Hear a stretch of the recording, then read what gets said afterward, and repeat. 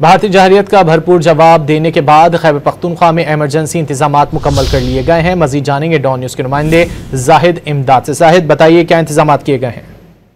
सूरत हाल में खैबर पख्तूनख्वा में जो रेस्क्यू है और हिफाजती इंतजामात है वो क्या है वो भी मुकम्मल कर लिए गए हैं। इस वक्त रेस्क्यू मेन हेडक्वार्टर पेशावर में मौजूद है और इन तमाम तर जो तैयारियां हैं इस हवाले से आज बात करेंगे। तर्जुमान रेस्क्यू हमारे साथ मौजूद है, इनसे जानेंगे। रेस्क्यू 1122 इस वक्त मुकम्मल जो है वो अलर्ट है। हमारे director general doctor Shah Fahad साहब गुज़िश्ता शब जो है उन्होंने दौरा भी किया है, यहाँ पे कंट्रोल रूम स्टैब्लिश किया है। इसके साथ साथ जितने भी अहलकार हैं उन तमाम की जो गैर ज़रूरी छुट्टियाँ थी वो भी ख़त्म कर दी गई हैं। तमाम अहलकार अलर्ट हैं। हमारे तकरीबन 6000 से ज़ायद अहलकार जो है वो मुख्तलिफ शिफ्टों में इस वक्त खिदमात फराम कर रहे हैं। मेरा नाम जमीलुर रहमान है और इस वक्त as station house in charge rescue 1122 में अपनी ड्यूटी सर अंजाम दे रहा हूँ।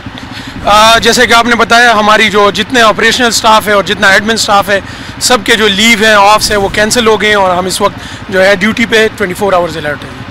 जी बिल्कुल, खैबर पख्तूनख्वा में जो मौजूदा हालात के पेश नज़र हिफाजती इंतजामात जो है वो मुकम्मल की गई है। सूबाई हुकूमत की जानिब से एडवाइजरी भी जारी की गई है जिसमें जो स्कूल्स है बिलखसूस इसमें जो होने वाले गैर ज़रूरी तकरीबात है तो उनको जो है वो मनसूख कर दिया गया है। इसी तरीके से जो पुलिस और लॉ इन्फोर्समेंट जो है उनको भी बाकायदा तौर पर अहकामात जारी की गए हैं कि मवासलाती निज़ाम को महफूज बनाया जाए।